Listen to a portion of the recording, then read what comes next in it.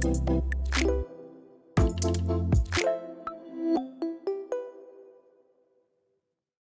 we're going to jump into feature 3 now, which again is a very core feature of inefi. This is the data retention we have within the platform. So we can hold, and we do hold, up to 14 days of real-time data. This data falls into 3 categories. We have the core device, so this may be the CPU, this could be the memory usage, or it could also be the temperatures. We have the network data, so how much data is consumed, upload and download. And we also have the peripheral data. So this data covers the warning status of the peripheral. If they are good, if they are bad, or if there's a warning. So a warning could be like a paper low or some thermal status of a device. I'm going to go into 2 scenarios or 2 stories here, in real field stories.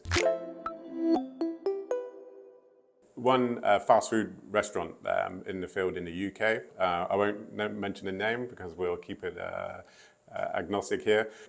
They had issues with their touchscreens, but actually the members of staff on site, they didn't actually feel like phoning the help desk because they found the help desk didn't have any answers. They just told them to reboot the till, reboot the device.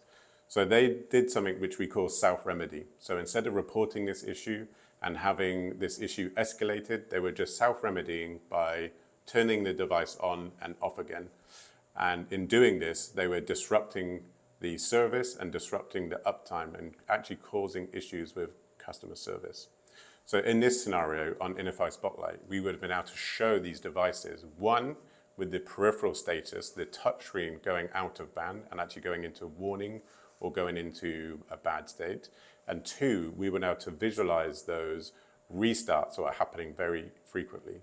So it will allow the managers within the help desk of this organization to take action and actually challenge the hardware manufacturer to come and help to identify and to diagnose and troubleshoot the problem. The staff and the environments were secretly suffering for up to 6 months. They couldn't find a resolution. And the only real way to find the resolution and understand what was happening is we actually had them put a little book on site, and every time they restarted, they would put 1 mark for every time. And we went back 1 week later and we found it had 160 marks on this device. So this was the analog way of doing what inefi does centrally and in real time. Actually, with inefi Spotlight, they would have been able to have this information visualized and resolved much quicker, which would have actually delivered better customer service.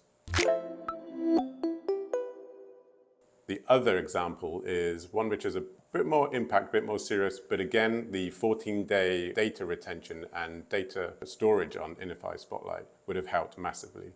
And this was one environment whereby the devices were being overworked by the software. The application which was running on the device was actually doing an update which is going round and round forever with no downtime. So this was overworking and overheating the device, which is resulting in one of the peripherals failing, which is the touchscreen. We, with inefi Spotlight, would have been able to find that the application was running at very high usage and the temperature was running very high. And we could have triggered an alert and we could have remedied the problem because very easily we would have seen that one of the applications was working. And with this feature, we could even close the application remotely. So we can close the application and see the response of that device to bring the temperatures down and to bring the touchscreen back online. So with the 14-day data retention, as you can see with those scenarios, it can cut through a lot of uncertainty. You can spot trends over much time, and you can also take action with these actionable insights to increase uptime and to reduce downtime and customer dissatisfaction. So with the 14-day view on the data, I've logged into inefi. I'm on a device here, and I can see by default 24 hours data. So this in itself is useful. So I can see the last 24 hours. I can see the CPU utilization, the memory utilization, disk utilization, CPU temperature, and the system uptime. But the most powerful feature here is that I can see this for the system, I can see it for the network, and I can see it for the peripherals. So this gives you real actionable insights whereby you can look back and you can check the status not just of the core system, but also the peripherals as well. So I'll jump through, and as you can see from the menu, we can see today, yesterday, last 7 days, and last 14 days, or even a custom view if you wanted to target a specific day. So I'm going to click through to the last 14 days. And I will jump back to the system really to show the powerful data, the amount of data that is coming through. On this example device, I know that on the 26th of March, this was actually set on a burn-in test, a bench test.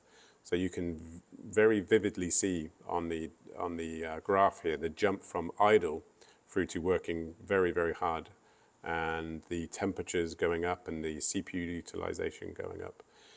If you are overwhelmed by this data, you can actually hover over one of the metrics here, so CPU temperature, and it will put the other graph lines in the background and focus on one of the key elements that you've touched on, so CPU temperature here, or the CPU utilization.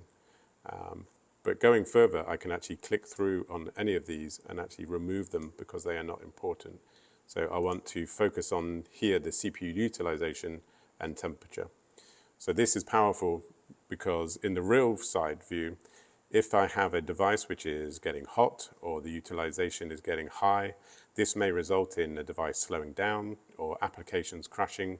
And the fact you can see this in real time from your workstation allows you to make actionable insights, maybe contact the store with proactive maintenance, and to request them to restart the machine or to remove any devices that are around those machines. This could be plastic bags or some obstruction blocking an air vent. So this is 14-day data retention. We'll move now on to the next step.